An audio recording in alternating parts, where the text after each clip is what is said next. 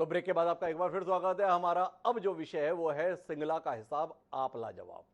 संदर्भ ये है कि विजय सिंगला आज से 3 दिन पहले पंजाब की आम आदमी पार्टी के नेतृत्व की सरकार में जिम्मेदार मंत्री हुआ करते थे, स्वास्थ्य महकमे को संभालते थे। उन्होंने 28 मार्च को एक बयान दिया था जिसमें यह कहा था कि भ्रष्टाचार किसी भी कीमत पर बर्दाश्त नहीं किया जाएगा। कहा उन्होंने था, बर्दाश्त उनके मुख्यमंत्री ने किया।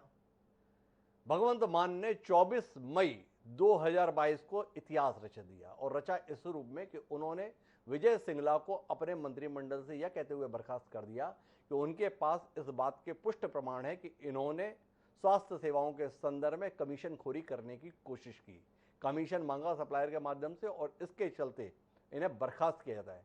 और बर्खास्तगी की कार्रवाई केवल नहीं की गई, साथ ही पुलिस को भी मामला दिया गया।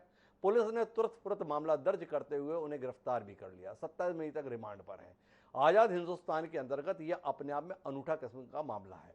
हमारे देश में पहले इतिहास इस प्रकार का जरूर रहा कि मंत्री पर कुछ आरोप लगे और उस मंत्री ने उन आरोपों की जद में आने के बाद नैतिकता के आधार पर अपना त्यागपत्र प्रस्तावित किया और सरकार के मुखिया ने उन्हें स्वीकार कर लिया। बाद में ये चलन बदला। अब आरोप लगते हैं बेशर्मी की तरीके से। शब्द पर किसी को ऐतराज हो सकता है, लेकिन सच यही है, लोग किसी किस्म के इस्तीफे को तो छोड़िए, उसमें शर्मिंदगी का भी एहसास नहीं लेते हैं। अभी हाल ही के मामलों में देखा जाए तो अचरज हो सकता है कि नवाब मलिक महाराष्ट्र सरकार के जिम्मेदार मंत्री हैं, इस समय जेल की सीखचों के अंदर हैं और जेल में रहते हुए उन्हें महीनों हो गए हैं, लेकिन अभी भी उनका दर्जा मंत्री के तौर पर सरकार में लिखा है। ऐसे में आम आदमी पार्टी जो एक नई उम्मीद के तौर पर एक दशक पहले अस्तित्व में आई, क्या वाकई राजनीति में एक नव प्रेरणा का कारण बन रही है? इसी पर हम बात करेंगे। हमारे साथ इस बातचीत का हिस्सा बनने के लिए 3 खास मेहमान हैं। हमारे साथ रामविलास शर्मा जी हैं, हरियाणा प्रदेश भाजपा के दिग्गज राजनीतिज्ञ हैं, खांटी भाजपाई हैं, स्वयंसेवक संघ से जुड़े हैं, जो संस्कारों के लिए ख्यात है, वह हमारे साथ हैं। हमारे साथ में रविंदर सिंह जी हैं, प्रवक्ता हैं आम आदमी पार्टी के, और साथ ही हमारे साथ एकराम संधू जी हैं, जो प्रवक्ता हैं इस देश के सबसे पुराने राजनीतिक दल अर्थात भारतीय राष्ट्रीय कांग्रेस के। आप तीनों का स्वागत है। पर चर्चा की शुरुआत रविंदर सिंह जी से करना चाहता हूं। रविंदर सिंह जी, ये क्या हो गया? आप तो बताने के लिए गए थे कि आप ऐसी सरकार देंगे जिसमें भ्रष्टाचार का कोई स्थान नहीं होगा, कोई नामो निशान नहीं होगा, पर हो क्या रहा है? अपने ही मंत्री के कारगुजारी को आप देख रहे हैं। वस्तुतः आपने भ्रष्टाचार के खिलाफ लड़ाई लड़ी है या बाकी मुद्दों पर नाकामी के चलते अपने बीच से एक मुर्गा निकाला और उसका सर कत्ल कर दिया? जानने में दिलचस्पी है, वाकई भ्रष्टाचार के खिलाफ आप लोग गंभीर हैं या इस माध्यम से बाकी मामलों से निगाह हट जाए और आपकी जय जयकार इस संदर्भ में होती रहे, इसलिए आपने ये कदम उठाया? थोड़ा समझना चाहता हूं, समझाएंगे? हिमांशु जी, देखिए बड़ी आपने जो जिस तरह के संदर्भ में जिस तरह की भूमिका बांधी है वो अपने आप में बड़े सवाल है, मैं उसमें नहीं जाऊंगा। लेकिन आप ये देखिए कि आपने बात की है, किसी भी पार्टी के पास कोई ऐसा थर्मामीटर या कोई टेस्ट नहीं है जो कर सके कि ये आदमी कल को भ्रष्टाचार करेगा या ये आदमी करेगा या नहीं करेगा। हाँ, किसी भी लीडर में या किसी भी पार्टी के एक विचारधारा में वो जी चीज जरूर होनी चाहिए, और आम आदमी पार्टी एक कट्टर ईमानदार पार्टी है। जी। और मान साहब ने बताया है कि 1% भ्रष्टाचार की भी जो गुंजाइश है वो आम आदमी पार्टी में नहीं है। अगर कोई 1% भी करेगा तो आम आदमी पार्टी में उसका यही हशर होगा। मेरा एक और सवाल ये है रविंदर सिंह जी, दो अलग अलग बातें हैं। एक है आम आदमी पार्टी और एक है भगवंत मान के नेतृत्व की सरकार। भ्रष्टाचार भगवंत मान को स्वीकार नहीं है या आम आदमी पार्टी को स्वीकार नहीं है? यह सवाल इसलिए है कि भ्रष्टाचार के आरोप की जानकारी भगवंत मान जी को लगी, उन्होंने उसकी पुष्टि कराई, पुष्टि हुई, उन्होंने मंत्रिमंडल से निकाल बाहर किया। लेकिन जिस पार्टी का नेतृत्व माननीय अरविंद केजरीवाल करते हैं, उन्होंने क्या किया? विजय सिंगला जेल में हैं, पर आम आदमी पार्टी के सम्मान्य नेता, कार्यकर्ता और विधायक हैं। क्या आम आदमी पार्टी ने उन्हें पार्टी से बाहर कर दिया? किस बात का इंतजार कर रहे हैं आप? अगर वाकई आपको भ्रष्टाचारी 1% भी स्वीकार नहीं है, तो फिर अभी भी माननीय विधायक क्यों हैं विजय सिंगला जी आम आदमी पार्टी के? आपकी आपकी जानकारी में इजाफा कर देता हूं कि आम आदमी पार्टी ने उनको अपनी मेंबरशिप से, अगर परिचय ही कर दिया। आप इससे बड़ा क्या बताएंगे? ये पंजाब की राजनीतिक इतिहास की सबसे बड़ी घटना है। उसका कारण क्या है कि ऑपोजिशन को किसी को नहीं पता था। जी। सीएम साहब को जाके कंप्लेंट मिली कि ऐसा ऐसा हो रहा है, और उसकी पुष्टि करने के बाद वो कवर कवर भी कर सकते थे। लेकिन आम आदमी पार्टी एक कट्टर ईमानदार पार्टी है, उसी वजह से सीएम साहब ने उनसे पूछा, उनके कबूल करने के बाद इन्वेस्टिगेशन की और एफआईआर की, अपने मंत्री पे की, किसी म्यूनिसिपल काउंसिलर पे नहीं की, किसी प्रधान पे नहीं की, किसी एमएलए पे नहीं की। कैबिनेट से बाहर का रास्ता दिखाया, एफआईआर की। आज सलाखों के पीछे है, आम आदमी पार्टी से बाहर का रास्ता उनको दिखाया गया है। विधायक वाली जो उसकी कुछ कानूनी प्रक्रियाएं हैं वो चलती रहेंगी। लेकिन मैं हिमांशु जी आपको एक बार फिर बता देता हूं, इसके ऊपर बहुत बड़ी राजनीति हो रही है। राजनीति क्या हो रही है? कांग्रेस कर रही है राजनीति, बीजेपी कर रही है, अकाली दल कर रहे हैं। आम आदमी पार्टी और भगवंत मान का जो करप्शन के विरुद्ध मैं बार बार अपनी तकरीरों में हिमांशु जी एक बात कहता रहा हूं कि ये 2022 के जो इलेक्शन हुए हैं, ये जी। अपने आप में ये बहुत आश्चर्यजनक इसलिए भी है कि जहां पर हमने रेत माफिया की बात की, ड्रग माफिया की बात की, लैंड माफिया की बात की, सैंड माफिया की बात की, इन इलेक्शन में एक और चीज साफ हुई है। वो साफ हुई है पॉलिटिकल माफिया। जितना भी 75-25 का हिस्सेदारी चलती थी, अगर कांग्रेस ऑपोजिशन में है तो उसको 25% कट मिलेगा और सरकार को 75% मिलेगा। अगर अकाली दल ऑपोजिशन में है तो उसको 25% मिलेगा और कांग्रेस को 75% मिलेगा। इस चीज का खात्मा जो है आम आदमी पार्टी ने किया है, और यही कारण है कि 1% जो करप्शन है, चाहे वो अपना मंत्री ही क्यों ना कर रहा हो, बर्दाश्त नहीं होगी। बर्दाश्त नहीं किया है, करप्शन के खिलाफ काम करके दिखाया है, ये संकल्प जो लिया था उसे साबित किया है। कितनी शर्मिंदगी है।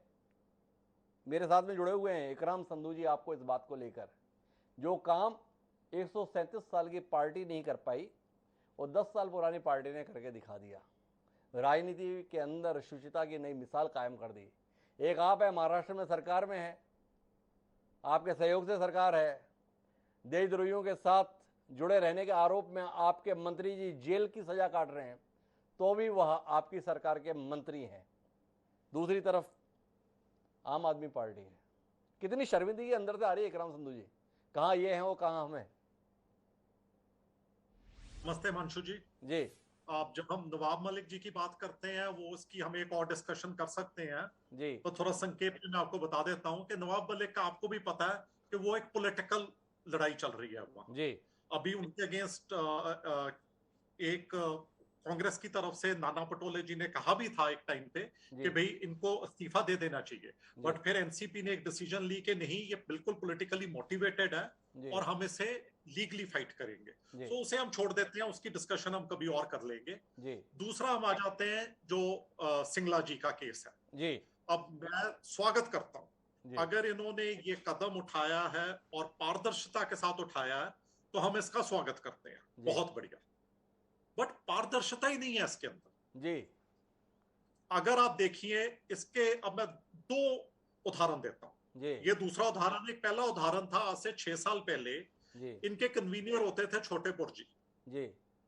अगर आपको याद होगा 2017 की इलेक्शन से पहले जी, इनकी सेंट्रल लीडरशिप आपने क्या कहा कि जी हमने एक स्टिंग ऑपरेशन किया जी, जिसके अंदर हमें पता लगा है कि छोटेपुर जी ने 2 लाख रुपए लिए हैं किसी से। जी। और उस बिना के ऊपर छोटेपुर जी जो पूरे पंजाब में घूम रहे थे कि जी मैं तो फ्यूचर सीएम हूं ऑफ पंजाब, अगर आप 2016 में जाइए, उन्हें इन्होंने जिसे कहते हैं अनसेरेमोनियसली कन्वीनियर की पोस्ट से निकाल दिया और वो पार्टी भी छोड़ गए। 6 साल हो गए हैं, वो टेप आज तक किसी ने नहीं देखी। इससे उन्होंने 2 लाख रुपए लिए, किस चीज के लिए लिए, क्या तर्क थे, कुछ नहीं पता। अब क्या छोटेपुर जी ने करप्शन की थी या उन्हें निकाला गया, 6 साल बाद नहीं पता। तो ये तो पारदर्शिता के जो उनसे है दंड भेद पे तो ये 0 है, हमें पता ही नहीं क्या हुआ 6 साल बाद। अब आप आ जाइए सिंगला जी के केस में। 3 दिन हो गए हैं कि जी हमें पता लगा है कि एक स्टिंग किया है, किसने किया पता नहीं, कोई और इन्वॉल्व है इसके अंदर, कोई खबर नहीं।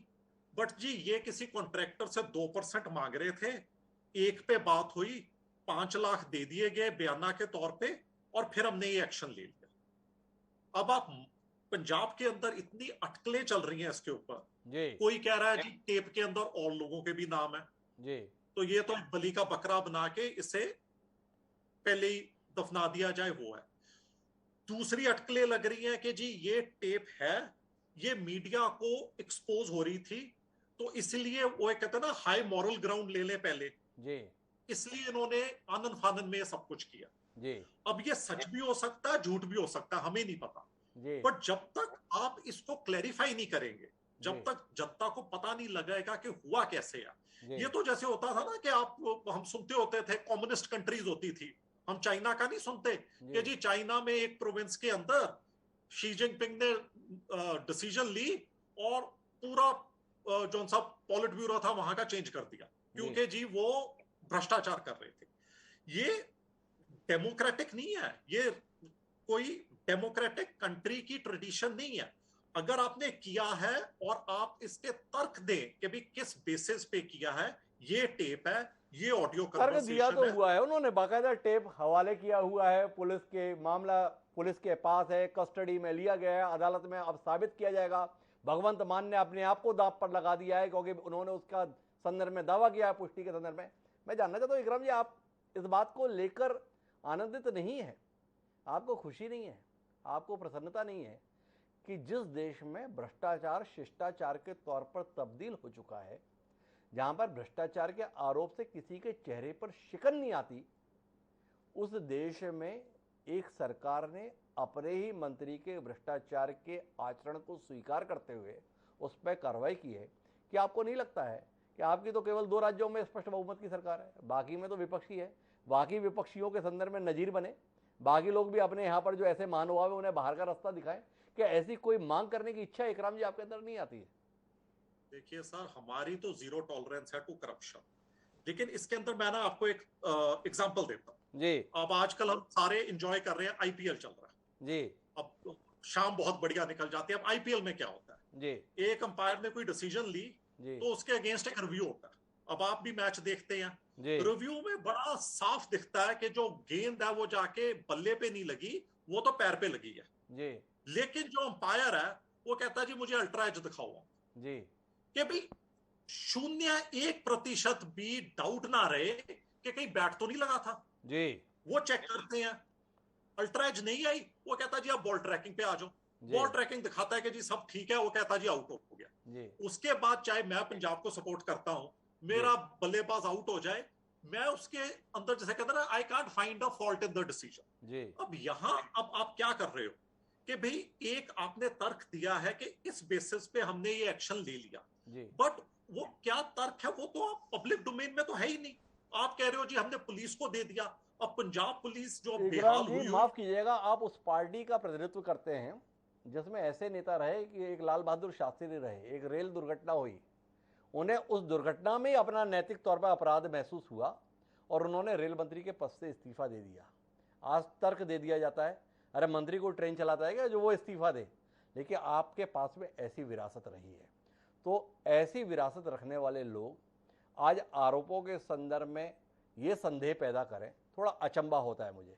या अचंबा इसलिए आपको हो रहा होगा यार ऐसा हो कैसे सकता है कि महज एक आरोप एक मंत्री के संदर्भ में हुआ और उसको इस तरीके से बर्खास्त कर दिया। लेकिन मेरे साथ में रामविलास शर्मा जी हैं, 5 दशक की राजनीति का उनके पास तजुर्बा है, सुशासन के संदर्भ में, सदाचार के संदर्भ में। सबसे ज्यादा बात इस देश में अगर किसी ने की थी तो वो भारतीय जनता पार्टी या जनसंघ ने की थी। पर इस समय भाजपा की सरकारों के संदर्भ में भी भ्रष्टाचार को लेकर सवाल खड़े रहते हैं। रामविलास जी, जो कहने और करने की जिम्मेदारी आपकी थी वो आपकी जगह आप कर रही है, कुछ कहेंगे? हिमांशु जी नमस्कार जी। आपने बड़ा कठिन और जटिल मुद्दा जो आपका स्वभाव है वो आज लिया है जी। और रविंदर सिंह जी कह रहे थे कि हमने बड़ा चमत्कार किया है। केजरीवाल जी मेरे पड़ोसी भाई हैं, 22 किलोमीटर मेरे गांव से दूर सिवानी के रहने वाले हैं जी। हम अपने भाई को अच्छी तरह से जानते हैं जी। और आप जो पार्टी है जी, ये बेचारा एक गरीब बढ़िया विजय सिंगला को इन्होंने एक इवेंट हुआ है। जी, मैं कुछ बातों से इकराम साहब की, संधू जी की बात से, ये एक इवेंट बनाया गया। जी, विजय सिंगला को टिकट दिया तब से लेकर जी, ये दिखने में जो बात लगती है न हिमांशु जी, जी, ये वो प्याज की गट्ठी है जी, जिसकी परतें आप उतारेंगे। जी, मैं इनके इतिहास में नहीं जाना चाहता, सिद्धांत तौर पर ये दिखने में एकदम अच्छा लगता है, चमत्कारी लगता है, क्रांतिकारी लगता है, परंतु ये सच्चाई ये नहीं है। जी, सच्चाई इसके पीछे आज भगवंत मान सरदार जी बेचारा, वो कोई तो कैबिनेट की मीटिंग नहीं कर पा रहा, जी, डीजीपी की ट्रांसफर, चीफ सेक्रेटरी की ट्रांसफर, राघव चड्ढा उस कैबिनेट में बैठते हैं। जी, मतलब सारे संवैधानिक जो प्रावधान है, जी, हम भी 3 बार हरियाणा सरकार में चौधरी देवीलाल के साथ कैबिनेट मिनिस्टर रहे, चौधरी बंसीलाल जी के साथ रहे, मनोहर लाल जी के नाम का प्रस्ताव तो हम नहीं रखा, जी, परंतु संवैधानिक जो परंपरा है और पंजाब पुलिस का किस तरह से, पंजाब पुलिस को किस तरह से दिल्ली की सरकार इस्तेमाल कर रही है, आपने तेजेंद्र बग्गा की गिरफ्तारी के मामले में देखा। वो हरियाणा पुलिस अनिल विज ने बेचारे ने इंटरवीन किया और वो माननीय, अरे रामलाल जी आप बहकाइए मत, कहाँ बग्गा वग्गा पे पहुंच गए आप विजय सिंगला की बात करते हुए। आपसे सवाल है, सदाचार की, शुचिता की, ईमानदारी की बात सबसे ज्यादा इस देश में किसने की? आजादी के बाद भारतीय जनता पार्टी ने की। व्यवहार में क्या किया? येदियुरप्पा जी इतने गंभीर मामलों में आरोपी, आपने उन्हें वापस मुख्यमंत्री बनाया, इतिहास के पन्नों में दर्ज है। बेल्लारी के रेड्डी बंधु, क्या किया आपने? कालीन बिछा के रखा हुआ है। तो आप जिन लोगों के संदर्भ में जो करना चाहिए तो उसके स्थान पे क्या किए, देश के सम्मुख है। अभी उत्तर प्रदेश के संदर्भ में देश के सम्माननीय गृह राज्य मंत्री निशाने पर हैं। अदालत ने साफ तौर पे कहा कि इस व्यक्ति को जमानत कैसे मिल गई उनके बेटे के संदर्भ में। आपसे जानना ये चाहता हूँ रामविलास जी, आपके 5 दशक राजनीति में हो गए, संघर्ष के हो गए, कि आपको नहीं लगता है कि आम आदमी पार्टी की सरकार ने जो कदम पंजाब के संदर्भ में उठाया है पूरे देश के लिए नजीर बनना चाहिए और बाकी सरकारों को इससे प्रेरणा लेनी चाहिए, ताकि जनता का भरोसा बन पाए कि भ्रष्टाचार के खिलाफ लड़ाई महज एक जुमला नहीं है, बल्कि इसे यकीन में भी बदला जा सकता है, व्यवहार में देखा भी जा सकता है। ये जानने में मेरी दिलचस्पी है, क्या कहेंगे आप?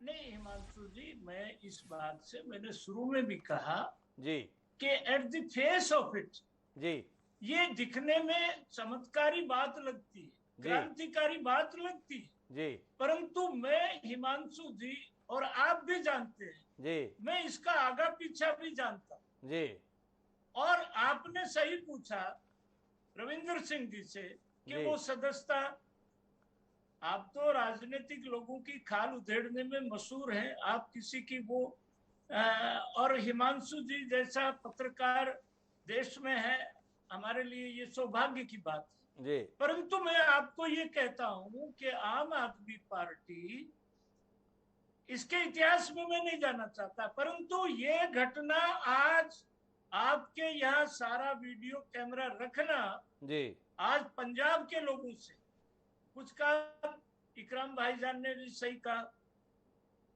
यदि ये घटना नजीर बननी चाहिए जी, मैं इस बात से सहमत हूँ, जी, बाकी लोगों के लिए ये घटना नजीर बने, जी, परंतु इसके पर्दे के पीछे और जो कुछ होने वाला है आगे, जो संवैधानिक जो मर्यादाएं हैं उनका जो उल्लंघन हो रहा है, आप भगवंत मान जी से रात के समय में कभी अकेले में पूछिए कि आप मुख्यमंत्री के नाते कैसा महसूस कर रहे हैं। राघव चड्ढा जी का कितना दखल है? रामविलास शर्मा जी जिस तरफ बार बार इंगित कर रहे हैं, मैं उसी बात को लेकर रविंदर सिंह जी के पास आना चाहता हूँ, क्योंकि मेरे पास समय सीमित है। और रविंदर जी, सीधे तौर पर आपसे जो समझना है मुझे, वो ये है कि कौन है विजय सिंगला। विजय सिंगला जी वो है जिसने शुभदीप सिंह मूसावाला जैसे मशहूर गायक को हराया, नहीं बहुत बुरी तरीके से हराया। पंजाब में सबसे बड़े अंतर से जीत हासिल करने वाले शख्स का नाम है विजय सिंगला। बार बार ऐसा लग रहा है कि विजय सिंगला सियासी साजिश के शिकार हो गए। लोगों ने घेर दिया और लोगों ने घेर के उनको शहीद करा के आम आदमी पार्टी, जो पंजाब में बाकी मुद्दों पर विफल हो रही है, उससे सूझ नहीं रहा है कि जो वादे उसने किए थे, जो दावे उसने किए थे, उनका कैसे क्या कुछ करे। तो इस रास्ते पर चल के 4-6 महीने काटने की कोशिश की है। इत्तेफाक रखते हैं आप? जो बात इकराम संधू जी ने कही कि आपने उस समय पर भी बताया था कि हमने स्टिंग किया है, फिर वो स्टिंग कभी सामने नहीं आया। विजय सिंगला जी के संदर्भ में भी आपने बताया कि उन्होंने तो सामने स्वीकार किया, हाँ मैंने ऐसा किया है। वो वीडियो सामने क्यों नहीं लाते, ताकि इकराम जी के मन को शांति मिले, रामविलास जी का हृदय जो है आनंदित हो। चलो हमसे नहीं हुआ, किसी से तो हुआ। आप ऐसा सुख क्यों छीनना चाहते हैं? क्यों नहीं ये सुख इन लोगों को प्रदान करते आप? जी रविंद्र हिमांशु जी, जितनी भी ये रिवायती पार्टियां हैं, हिमांशु, जितनी भी रिवायती पार्टियां हैं, जितनी भी कन्वेंशनल पार्टीज हैं जी, इनकी सियासी जमीन जो है वो निकल रही है, पैरों के नीचे से सियासी जमीन निकल रही है। मैं हैरान हूँ इंडियन नेशनल करप्ट कांग्रेस कहूंगा, जिनके ऊपर इतने बड़े बड़े आरोप लगते हैं। और बीजेपी जितनी भी ये रिवायती पार्टी है, पॉलिटिकल पार्टी है,